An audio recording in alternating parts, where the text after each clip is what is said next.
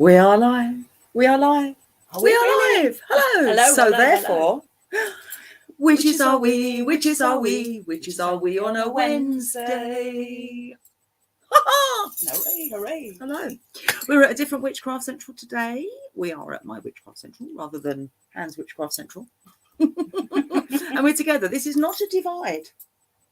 Looks like one, but it actually isn't. Look, I'm crossing the divide. So a massive, massive welcome to Hans today, and a big hello to everybody that's watching. Hello, hello, hello. And we've got all sorts of people in, Hannah. We've got all sorts of people in, and I'm going to try and do this without my specs on. It probably won't work because I can't now see the computer screen. But it was worth a go. Right, now here we go. Let's see, who have we got in to say hello to? We have got in Wayne. Hello, hello, hello. And we've got me, of course. We've got London Girl. Hello. Hi, hi, hi. And we've got Redwing. Hello, hello. And me again. And Jen, all the way from across the pond. Hello. I hope everyone's well. And if you haven't signed in and said hello, then hello to you too. So we've got a special today, because Heather's off on her hollybobs. She's gone off to sunny Belgium, and so she's in Brussels, and she's under strict instructions to go to the Atomium, apparently. Oh, it's good fun there. It's very silver. It's very funny. Well, I don't think it's blown over. I went there about 40 years ago, and it was good fun, but hopefully it hasn't blown over. Anyway, so she's off on her hollybobs, gallivanting around, and I'm sure she'll tell you all about it next week. We've been really busy, both magically and physically. And hi, Tony. Hi, how Tony. are you? Hello, hello. And we've been busy, but we're doing a special today on astral travel, and we'll talk a little bit more about that, won't we? Yes. What have we been doing in the meantime? Lots. We have. We've been down the woods, as we've got lots and lots to do down there before August, when we've got a big old ritual happening down there, haven't we? It's all very exciting. So yeah, we've got that happening in August. So we've been doing all sorts of things down there, and mostly been talking about compost toilets actually all week, haven't we, Hans? Yes, I'm absolutely fascinated by compost toilets. It's been compost loo this and compost loo that, and compost loo everything else. So yes, and it's been poles in a compost loo and everything else in a compost loo, and digging and the compost big mussels. loo. And big mussels. Yes, we've made an awful lot of them because we've been moving trees around like you do. You know, it's like, there's a tree there, let's just move it. So we've been doing that as well. But we did some finishing off of some magic as well, which is really important. So we started something off, didn't we, for a young friend of ours who'd been experiencing some problems. And we had the final part of that you finished off on Friday, didn't you? And it was important on the timing for that, wasn't it? Would you like to explain why? Yeah, because it was the 27th, so numerologically it was 9, and it was obviously 3 days before the new moon. It was, so yes. It was press and delete. Yes, it was. So something had been happening that was unpleasant and needed removing from everybody's life. So a press and delete was exactly what was decided to do. And obviously, you know, getting rid of something just before the new moon is important because it's a waning moon, everything's getting smaller, everything's diminishing. And so doing it 3 days before was numerologically important. The 2 and the 2 and the 7 making 9, 27th of the month, again coming to 9 numerologically was very important. And so yeah, it was the perfect day. So, and also being Friday too was, you know, it had all sorts of implications of, you know, making it work that much better. So yeah, new beginnings, and we had some new beginnings stuff done on Monday ourselves, didn't we? We did indeed. So yes. Monday, of course, was the new moon, and new moon, as I've just mentioned, is all about new beginnings, leaving the old behind, starting things afresh. Because once you get a new moon, then the moon starts to get bigger and bigger, and everything then tallies in at the same time, and also you can start to bring things into your life and so on. And what we did on Monday, which was actually really exciting for us, was that we had a gift of a photo shoot from a dear friend of ours who is an amateur photographer, and so she wanted to do something special for us. And as we got engaged and had almost no photographs done at Christmas time, she suggested that we had a belated photo shoot for the engagement. So we wore the same things that we did at Christmas time, which was from trying to find them. Did I wear that or did I don't know. That's not very helpful when you've got a bad memory. So yes, we fished all of them out, and we ended up having done a bit of a walk locally to where our friend lives. We ended up in this amazing churchyard, didn't we? It's amazing. And it had a 2,400-year-old yew tree in there. It's been dated. Actually, Judy Dench has planted various trees in that great graveyard. She said, recently. So she'd been trolling around. Thank you, Dame Judy. And so I don't think she planted that one though. I know she's old. No, I know. not I know Judy. She's quite No elderly offense, these Judy. days. I know she's quite elderly these days, but I don't think she's quite that old. No.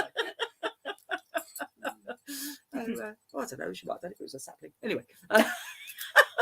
Not quite. No, not quite. But this tree was amazing, and it had hollowed itself out in the centre trunk, and it had this sort of spindly bit that came down in the middle, didn't it? Oh, it it's had just like amazing. Three major bits of the tree trunk still alive. Yeah, it was the power amazing. of 3. The power of 3 again. So that was amazing. So we had lots of photographs taken there, and that was all terribly exciting. Terribly. So magically we have been busy, but because this is a special, because Heather's off on her hollybobs, what we wanted to talk to you about today was astral travel. There's a fly. Go away. Missed. So I'm going to sit and sip gin while Hans tells us all about astral travel. Off you go. Off I go. Okay, so I've been doing astral traveling for all of my life. It's part of my disability that I have. So I was born with the ability to do it. And I've taught people how to do it for several reasons. One, for protection, to run off and hide from people so their energy is hidden, and to check in on relatives that live far away, who are sick, and also if you want to go and sleep with your partner. Yes. Yes. So, very useful. Yeah, very useful. And you can also do it in magical ether, which I'll let you explain. Yeah. If you wish. So it might be that you're with a group of other people that you can't necessarily meet up either physically or even these days by Zoom or what other means, StreamYard. It might be that you can't meet up in places like that. So, for example, in my coven, we have a place that we've created in the ether that we can all travel to, either on at times and dates that we've pre-organised, or if we just need to get away and we need to be connected with each other, we can get away to this place that we've created as well. So it's almost like building worlds, and those that are into gaming, of course, are very, very familiar with building worlds. But it's a place that you can actually mentally get to, and the feeling of it is that you are physically there. That's why I say physically. There is a certain element of that feeling of being physically there, even though it's somewhere that doesn't physically exist. It's somewhere that you feel that you physically are. Some people might be able to relate to that if they've ever done visualization or journey work, and they've had a guided visualization and someone's taken them, down a meadow and through a path, and then they've come across a house in a clearing, for example, and it's that place that feels very real, even though it's part of your imagination, for want of a much better word. There are places that you can create for yourself or with other people that you can get to in the ether. So yes, thank you. So you can, as I said, you can do it for protection or to protect your energy. Say, for instance, if someone's being psychically attacked, you would get the client or the person to astral out of body, which we'll go into in detail in a minute, to one place. For instance, like getting on a bus to, I don't know, London. Mm-hmm. And then you'd split off another part of their energy or body that's out of body, again, to maybe get on a train to go up to Scotland. And then again, you'd split the body again to go off and get on a plane to Timbuktu. So therefore, your energy is being dispersed everywhere. and therefore if someone is trying to psychically attack you, or you want to do something where you want to confuse an energy, you can go off into different places where your energy is so dispersed that people can't find you or know where you are, because they're trying to find you and you're in so many different places.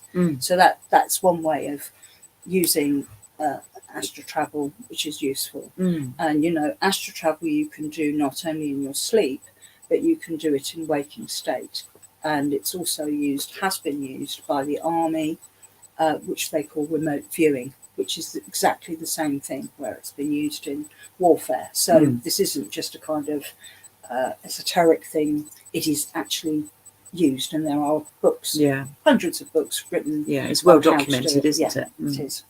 So if you have someone who's sick, I've been to people and I've said, right, well, I'll be with you at a certain time.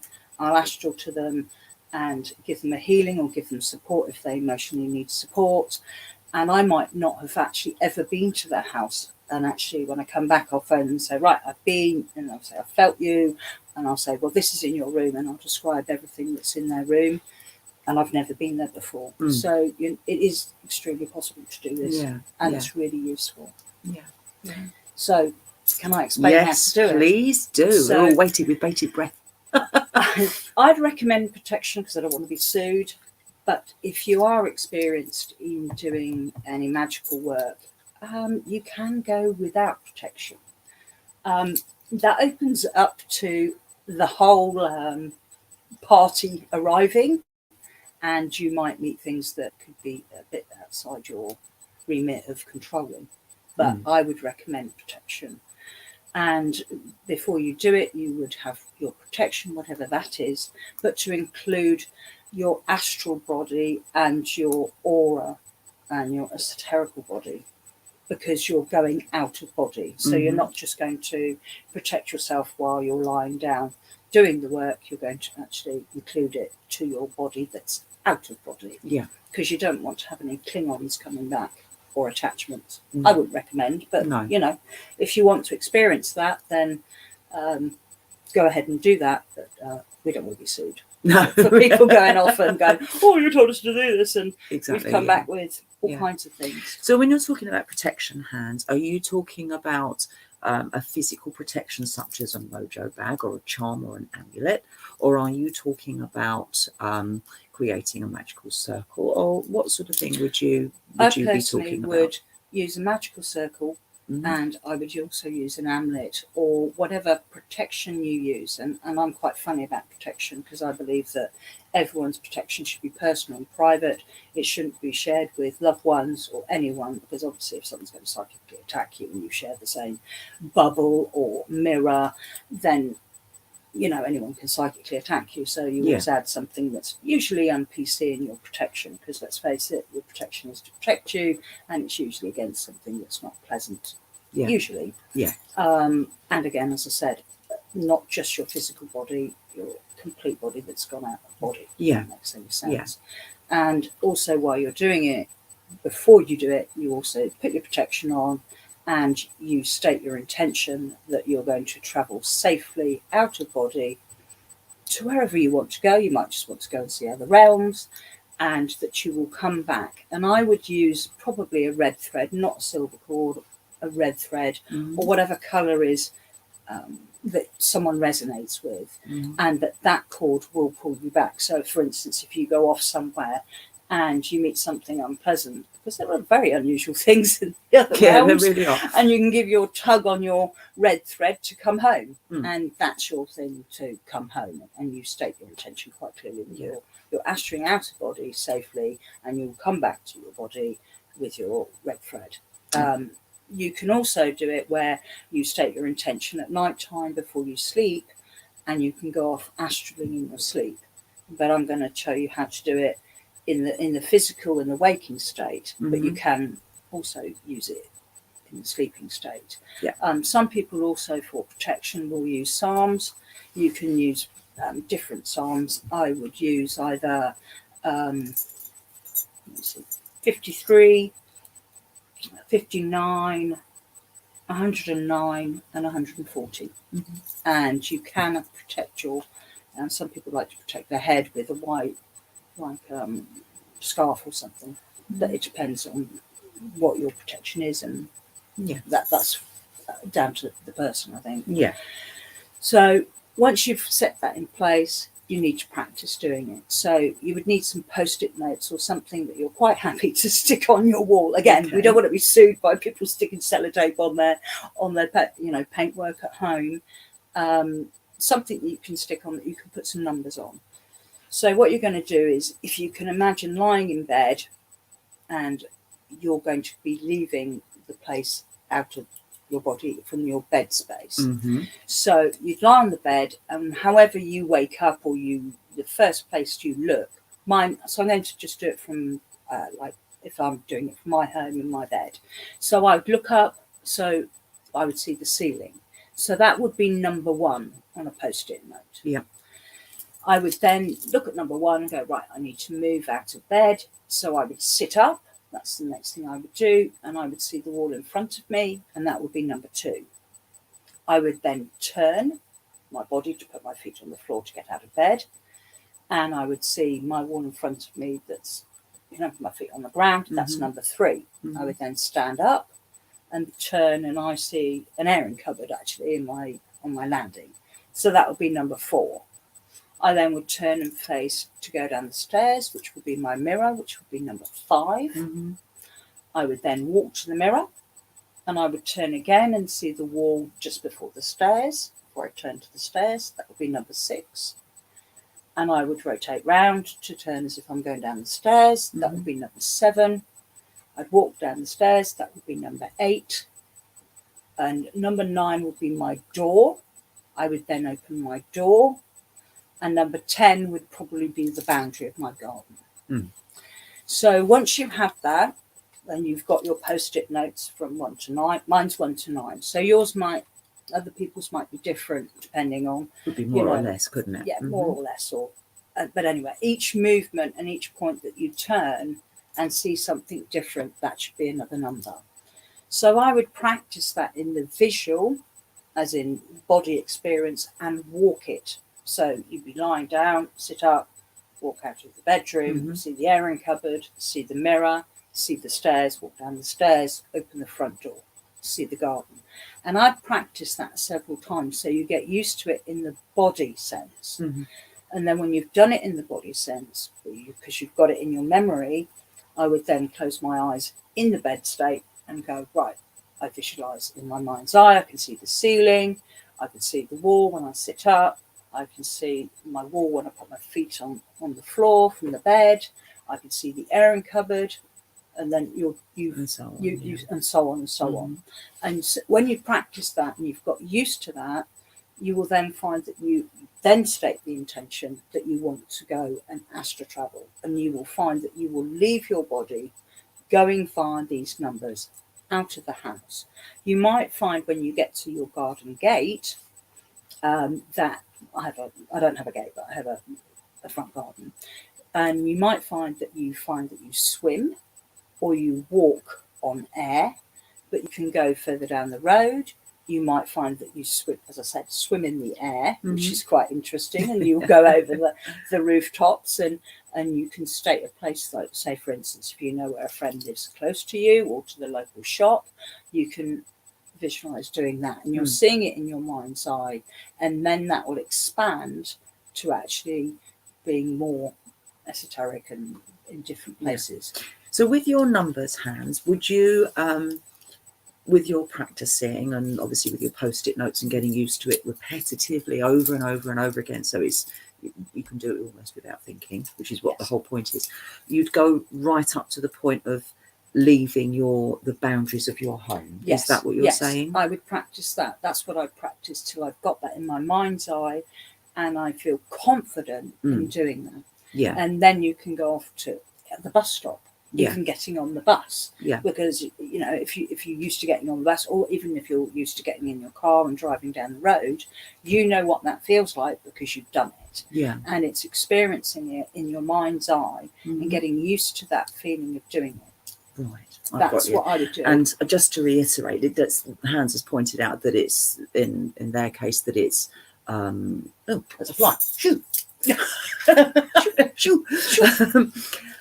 Yeah. So Hans has pointed out that in their case there's 9 steps to the point of the exit of the boundary. You personally could have 7 steps or 14 steps or 25 steps, whatever it is, in order to actually exit your boundary, depending on your own home circumstances, from your bed. It could be lots and very, very different in number to that. And it doesn't matter how many steps it is, steps as in sections.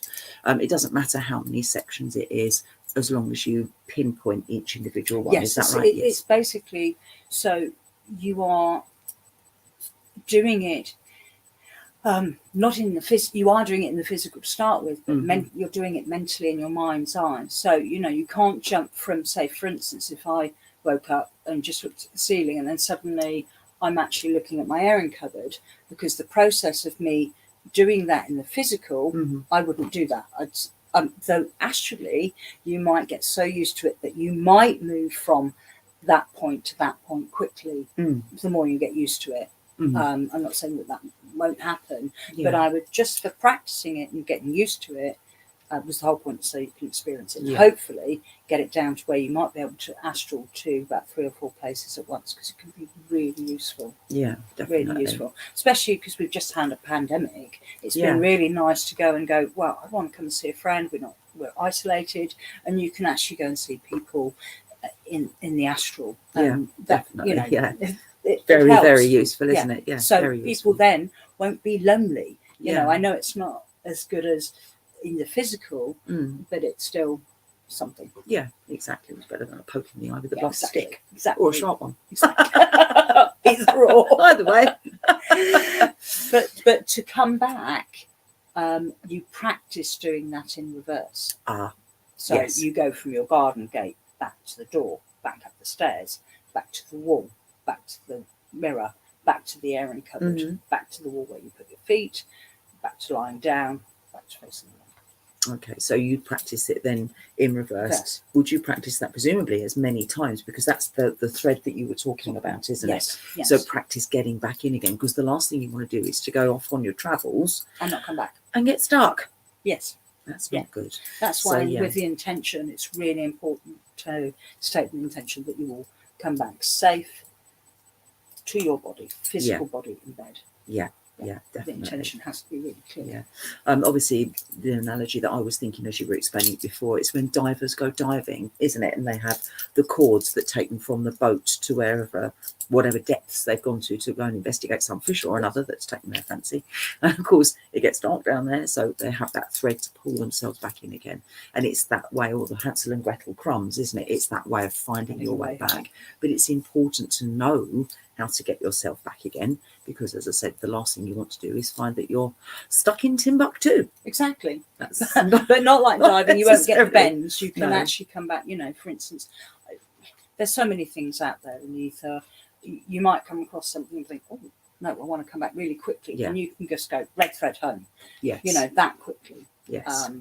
And that's always useful. Yeah, definitely. Cheerio, Jen. Bye, Jen. Thank you for coming. So yes, so are there any particular things that you'd recommend that would be useful as baby steps, I suppose? Obviously, we've got yourself past the gate, and you said about, maybe taking yourself to the bus stop and so on. Are there things that you would recommend to sort of, again, to get used to the fact of, like, maybe the next town away or a friend's house that you're very familiar with, and do it from there before you then start going to magical, wonderful places? Or once you're out the front gate, is it a bit of a free-for-all? What would you say?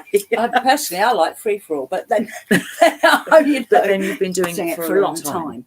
I would recommend doing it several different ways, and yes, doing it that way, because it's actually it also helps you being visual and seeing what else is there, because it's also about taking note of things that you would sometimes just dismiss or take for granted, that you'll notice, oh, well, that was pink, or that was purple, or that I didn't notice that bush was there. Yeah. And you'll find that that could be really useful in a magical sense Yeah. when observing things. If you're doing magic and you're kind of like in a situation where you're in a war zone kind of state, where you've got to stop the monkey mind from playing, and you've got to be focused, and you'll need to remember certain things that are happening, and that can be useful in a magical sense.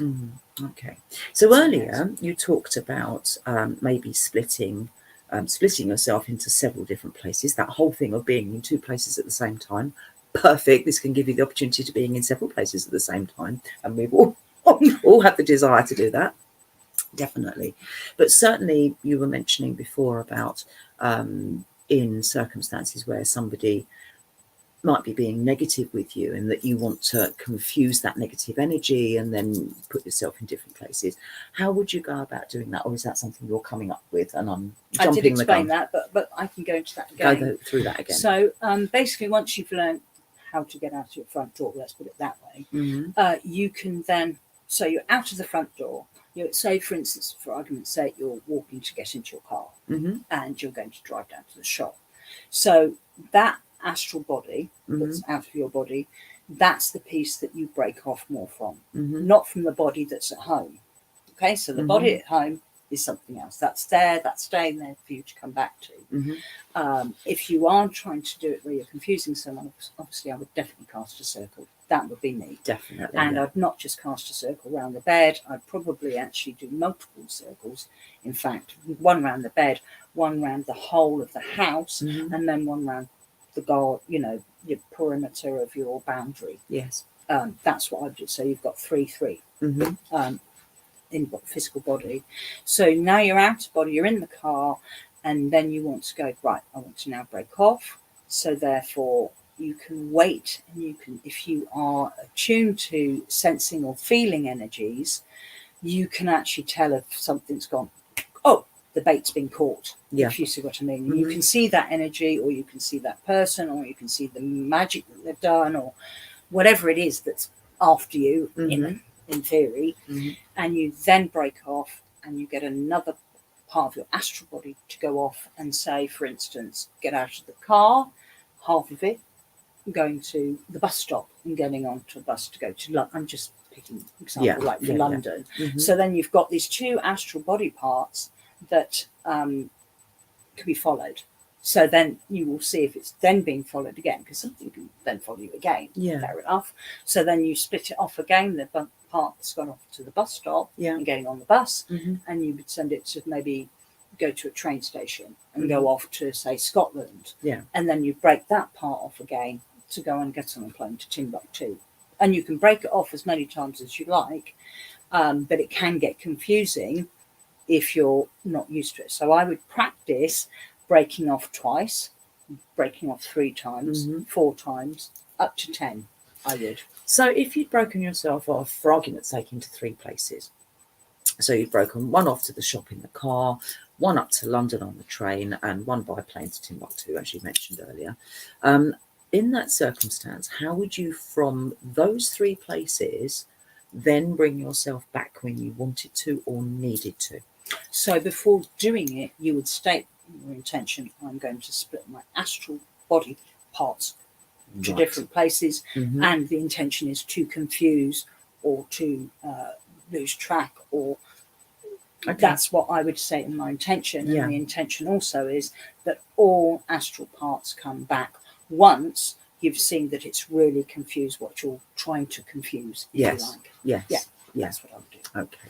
So at that point in time, if you're in 3 places, 5 places, however many places too, would you be consciously aware of kind of like a split screen almost, when you've got sort of like on a computer, you've got sort of one thing going on here and another thing going on there? You'd be conscious of the 2 at the same time?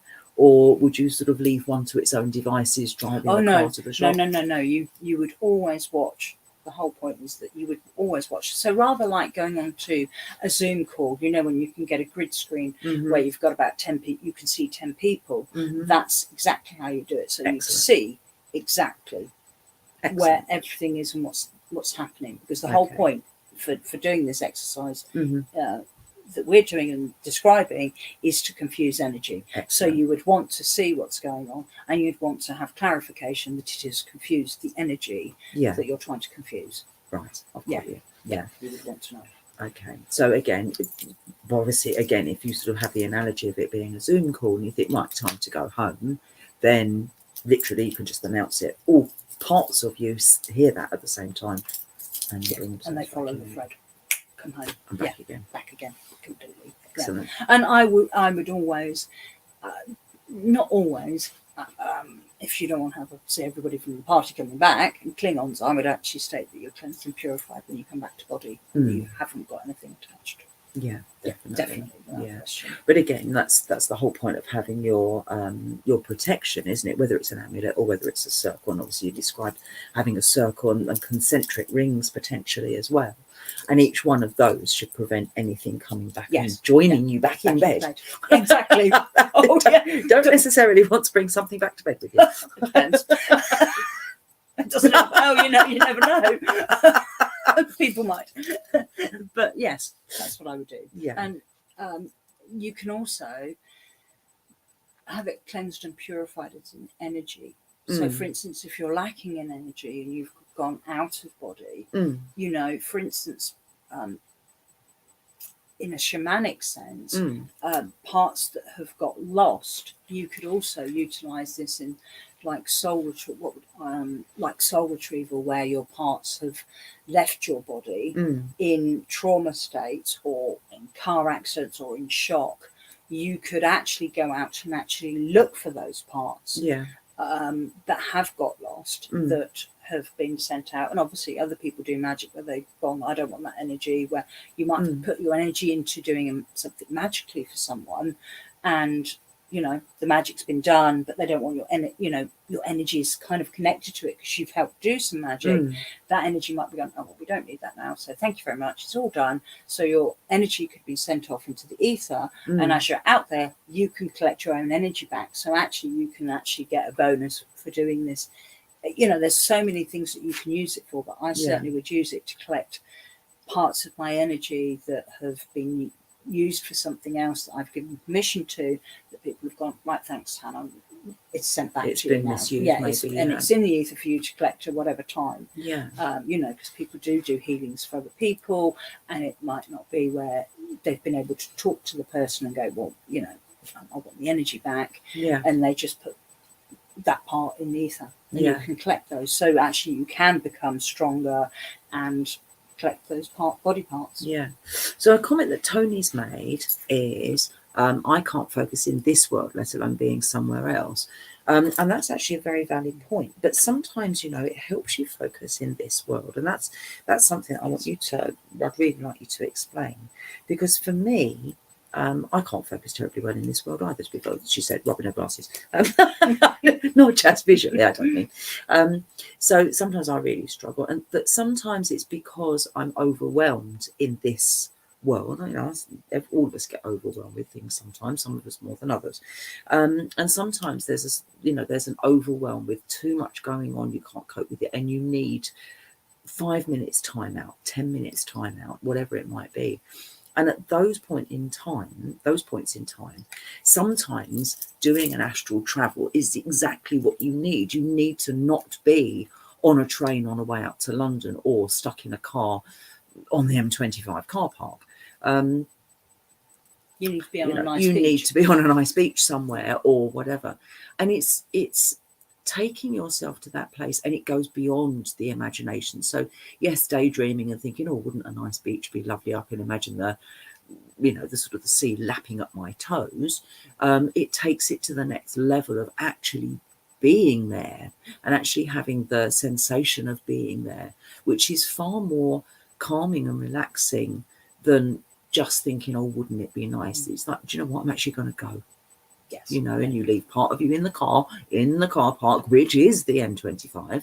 And you take yourself off and, go and sit on our beach in Bermuda for a bit. It's wherever, 2,400-year-old U trip, whatever it might be, you can take yourself to that place, a place of cats, a place of trees, a place of sea or mountain, whatever that is that floats your boat. And that means then that maybe you can then focus better and deal better with what is actually structurally around you.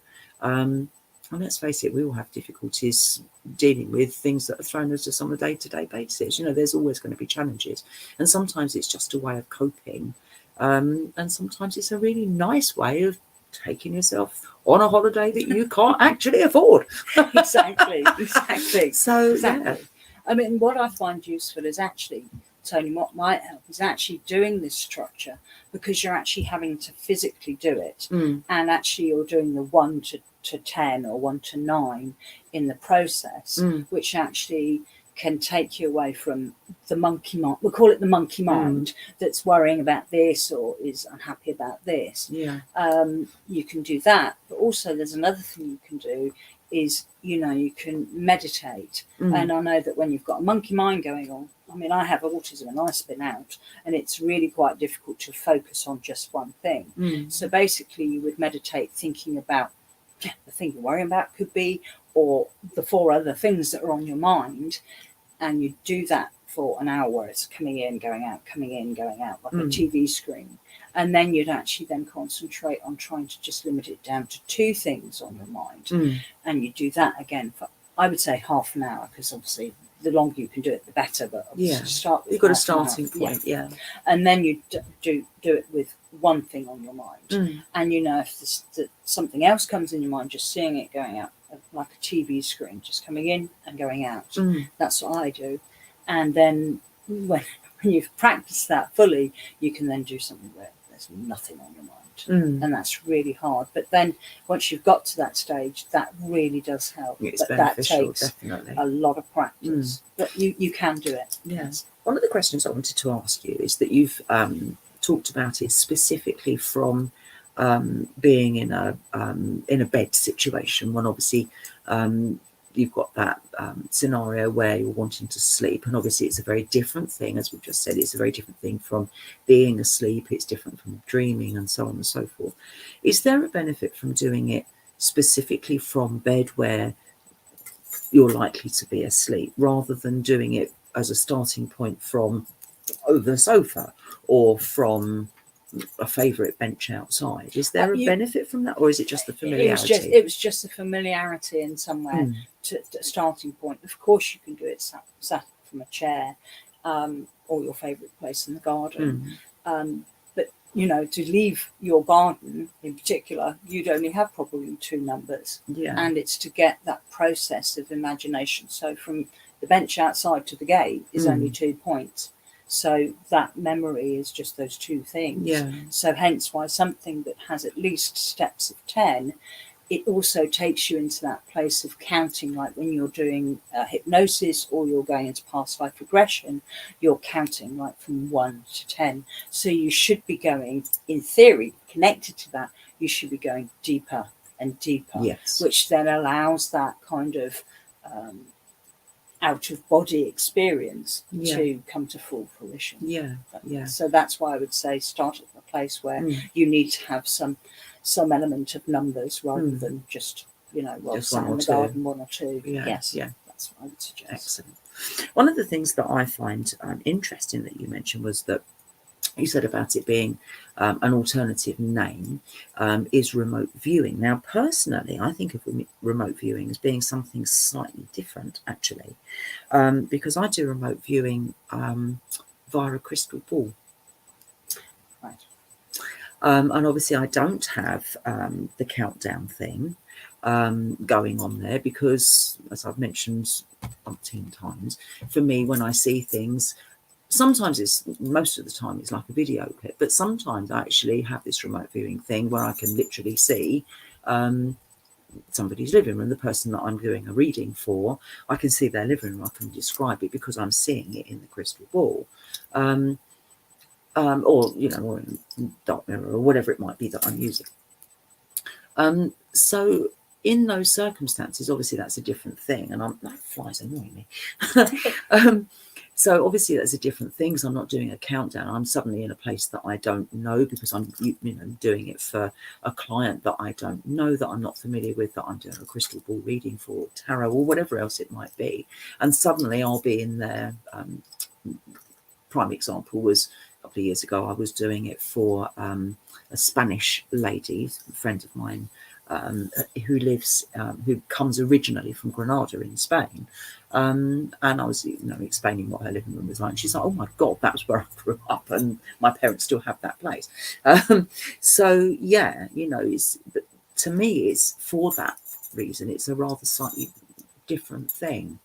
I think the way that you get to view and see the answer, it's the same, but it's doing a different method. And obviously it was called remote viewing. I couldn't tell you why. That's to do with the army, and I don't have anything to do with the army. And they were training people to actually do this in connection with the Cold War, and etc. etc. So they could go off, and how they did it was, I believe, that they got 3 people. One would have stuffed various information in an envelope, and they'd put it on the desk, and another person would be sent to go in and look at what the information in the desk, and another person would be going to the places that were in this envelope. So they could be places that were bunkers, that the other side, let's use the other side, they were fighting against, were hiding ammunition or whatever they were trying to find, and they would go off and actually go to that place. And that's how they taught the various people in the army to do it. Fascinating, isn't it? Fascinating. So what else you also talked about was not necessarily visiting actual places, so Auntie Barbara's or Sister Sarah's or whoever else it might be, or local co-op. I just wonder if they got any tofu in there. I'll just go and see. Save me petrol driving down there and a phone call. So there might be various reasons why you physically want to decide on a physical place of somewhere that you are familiar with, or somewhere with a person that you're familiar with. But you mentioned about going to different places as well. So is there much of a difference in going to a place that you've created in your imagination or in the ether, or however you want to explain or think about that? Is there much of a difference in accessing those places, or is it pretty much of the same thing, would you say? I think it's all about trust and knowing that you can do it. I think once you've got the ability, knowing that you can do it, and how I'd recommend that you do it is pair up with someone who's interested in doing it. So you can go, right, 10:30, I'm going to come and astral to wherever. You can even kind of test people, if you like, by placing things on a table and go, okay, I'm going to come to your lounge and I'm going to look for a square box. Right, and they could come and look for the square box, which might be, in your case, a packet of cigarettes or something. Yeah. Right. And they'd describe what make, what brand, etc. And they might say what colour pencil was by the side of it. So you can practice doing that, and that's really nice, because then you get the answer that you've definitely astraled out and you've been to that place. Yeah, you got that absolute clarification, haven't you? That you've done that. It's not just imagination, it's not just memory, it's something specific and so on. We do this quite a lot. We don't live together, engaged but don't live together yet. And obviously we miss each other, so we astral at night, night time, so we have nighttime cuddles. Which is brilliant for people. I recommend that, for people who are, especially abroad and you're missing your family. People that work away. Yeah, exactly. Like that. It's lovely to do. It is, definitely recommend it. Yeah. But things that are different realms in the ether, you have to trust that that's what you're experiencing, that it's not. I mean, I'm lucky. I don't have a, quote, imagination as such. I can't, unless someone tells a story, I can't follow it through because I'm autistic. So I know that when I see something and experience something, either in journey work or astraling or magically, I know that what I'm getting is correct and that it's not my imagination like playing overtime and interfering. Yeah. So It's for me, that's fascinating, isn't it? amazing. Yeah, Yeah. absolutely amazing stuff. I love it. And also you can time travel with it, Mm. which you know more about than I do. Yeah, I do wish I could hone my time travelling skills. We've talked about time and stuff before, and for years and years and years I've said I don't do time. Turns out that I do time, just not in this time. Clearly, as anyone that's seen this show will know. 8 o'clock, what's that? So always late but worth the wait is what I like to say. Very, very true. Or lump it, whichever. And apologies.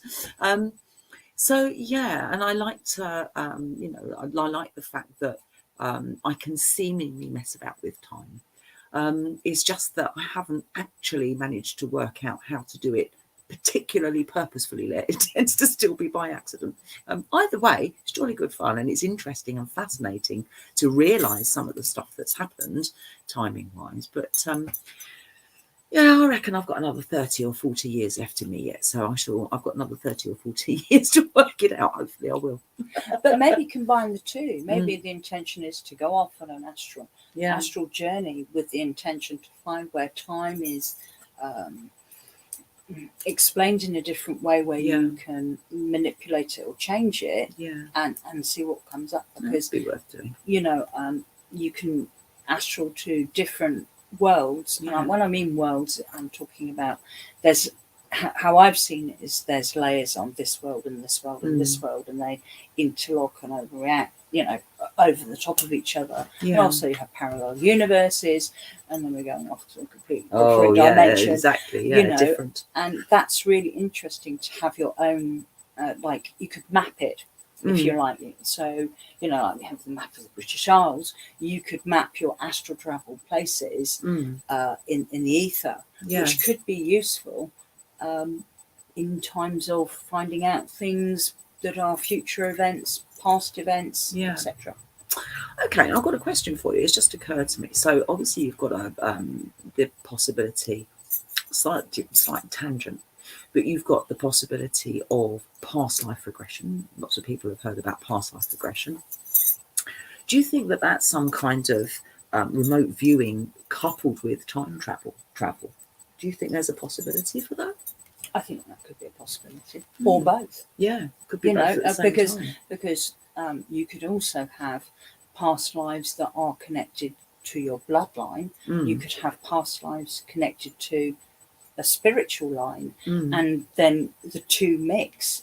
And I think that we don't know all the answers, so actually everything is possible, and anything is possible. Exactly. So it could be both, either or. That's an interesting concept, isn't it?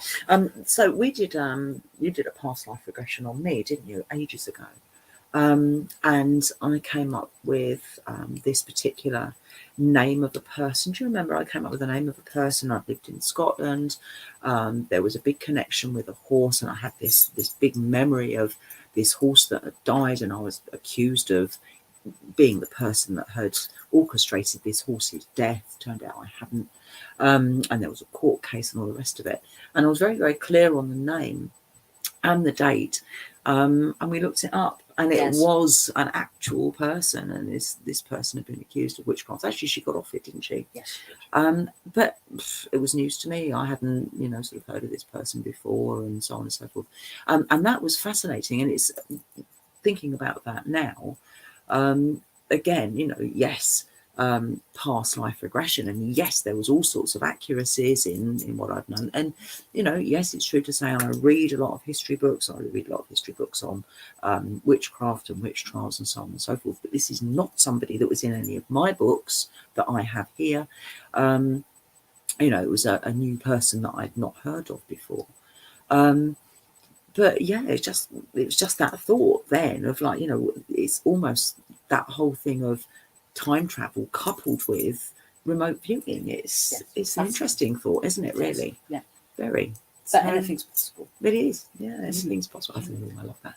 Anything's possible. And everything's magic. Everything, yes. And everything's connected, as Heather will tell you. Heather's been saying that for about 50 years, I think. Plus. But it's also like past lives can be not necessarily follow a time pattern. I've done some past life regression work where I went back to Victorian times, yet I came back from this time, and then I went back to another time that was before that, and it was like, wow, that was really that was an eye opener to see the time change, and that, and actually the time doesn't exist how we think it exists. No, exactly. And we tend to think of it as being a very linear thing, don't we? It sort of starts off here, and there's just like literally a timeline, and then this, and then this, and then this, and then this. But of course, that's very much a human construct, isn't it? And it's not really quite like that. But we have it that way simply so that we can try and understand it and the world and so on. And obviously, there's lots of things that we've constructed ourselves in order to try and make logical sense of what we see around us and so on and so forth. But there are so many things that we physically don't see that exist. You've only got to see any scientific paper about different animals' eyesight, for example, as to what they can see that is entirely invisible to us. Doesn't mean it's not there. It's just totally invisible, either because it's too small or because it's in a colour scheme that we can't physically see, despite the fact that we've got a huge spectrum of colours that are visible. We haven't got all of them, or simply because something's too fast for us to be able to see, and yet other animals and other creatures, because of how their setups are, they can see these things that we can't see. And it's, you sort of put it into context like that, it's just, there really is a whole world out there that we're completely unaware of and oblivious to. Exactly. And then you think about the Mandela effect, and then that completely throws a completely different tangent on it. That's right. You just stick that reality? Whopping great big spanner in the works. Thanks, Hans. It's like, well, what is our reality? Exactly. What is the reality? It's all a little bit skewed, really, isn't it? And of course, one person's reality is not the same as another's either. Exactly. Because we're all individuals. So, I love the layer effect of everything that goes on. It's really interesting too. It's fascinating. It's amazing what the human mind creates just to try and make sense of things around it. Yes, isn't it? And obviously we understand more about things now than we did 1,000, 2,000, 3,000 years ago. But we still really haven't got a clue, to be fair. Not a clue. We're still learning. Anyway. Always a student of life. Exactly. Every day's a school day, isn't it? That's what they say. I like it that way. Or a forest day now, isn't it? You know what? A forest day or a wood day, really. Or a wood day, exactly. It's something. In your case, it's been toilet day. Toilets, and what? I've never known anybody talk about toilets as much as you, man. Seriously. Fascinated. Bodily functions, of course. Basics. Oh dear. Oh dear. Worrying. Oh dear. Drink your drink. Yeah. Cheers, everybody. Cheers, everybody. Yeah. So, London Girl says that they've read about astral travel, but hearing you explain this is so helpful and makes more sense. Thank you. So yes, absolutely, Hans. Thank you so much. It's one of those things that you need a starting point somewhere, isn't it? And once you've got that, sort of you can expand on that, can't you? And then sort of work on it. But you've explained it really succinctly. And believe you can do it, because everybody can do it. You know, I've had people say, "Oh, I don't experience that fly." I've experienced the fly. I'm sorry, but everyone's experienced the fly. That's worrying. Thing. But you can, even if you're not visual or you don't sense in a tactile way, you can feel and see things in different ways. And we're all, I think, because we're human, we think, oh, well, we're not seeing it in a visual way, or we're not hearing it with our ears, that we're not experiencing it. And I think that sometimes we have to think outside the box. And some people might experience things in colours or tastes, and there's no correct way of seeing or sensing or feeling these things. It is I'm glad you mentioned that, actually, personal level. As you were talking, it suddenly occurred to me that obviously there are some people that are visually impaired that may not be able to actually go through the visuals of the 10, 9, 8, 7, 6, 5, 4, 3, 2, 1. But again, it's that what you hear, what you sense. And obviously you've got different sensations of sitting up in bed. You'd be aware of the bed underneath your buttocks, for example, and then as you turn to get out of bed, you feel the sensation of, for example, your feet on carpet, or your feet on a rug, or your feet on a laminate floor, or whatever it is. It's that sensational thing. Yes. So again, that's a different thing. Yeah, it's hugely important in any it's the magical work sensations of that it all. that you use what your abilities are, Yeah. and everybody will have a key ability, and it doesn't mean to say it's right or wrong. It's just your way of perceiving the perception of what you get, what you've got around you. Yeah, exactly. Yeah. And in actual fact, thinking about it too, the entire experience of in your demonstration of getting out of bed, the more that you can add to it, you might be that you have to walk past the bathroom and you can smell talcum powder, or it might be that you get out of bed and you've got a particularly fluffy rug. And the more that you can actually add into that scenario to help you with your thread going out and coming back in again, that surely would add weight. Exactly. Add weight to that experience, so that it's not just a visual or auditory thing, but it's it's a whole embodied. Yeah, it's a whole plethora of the sensations, the entire shebang, basically, isn't it? And obviously, the more real it is, not just visually, but what you hear and taste and touch and so on. Even smell. And smell, yeah, exactly. All of those things. So you take up off the bathroom and you can smell talc, and you can, sort of might have a rough stairs carpet and you can feel that on your feet, or you might have Artex on the wall and you scrape your elbow. Yes. Or whatever it might be. All of those things add to the reality, and the more real it is, the better, surely, I would say. 100%. And also, you utilising it, you can actually use it in different practices, because you learn a skill that you think, well, that's just for that. But actually, it's really useful for experiencing other things, like doing meditation, or other journey work, or doing anything magically to strengthen your gifts on certain things is always useful. That you don't realise at the time. You're going, oh, actually, that's going to be amazing to use with that, and that. And so practicing those things that you're expanding your senses, and not just the six senses, other senses too. It is always beneficial, especially for magic. Always. Isn't she amazing? That's why I'm marrying her, ditto,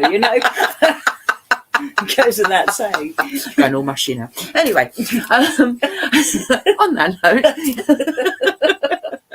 on that note, thank you everybody for watching, and a huge thank you, Hans, for explaining it so well to us all.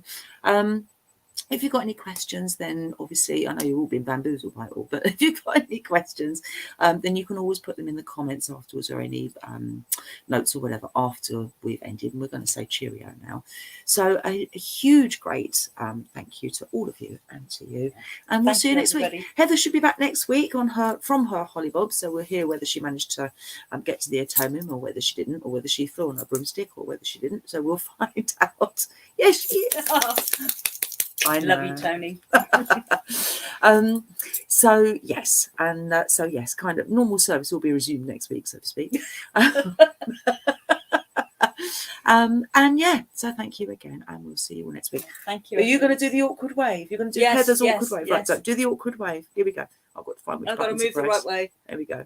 Just what? No, there you go. Cheerio, everybody. Thank you. Bye bye.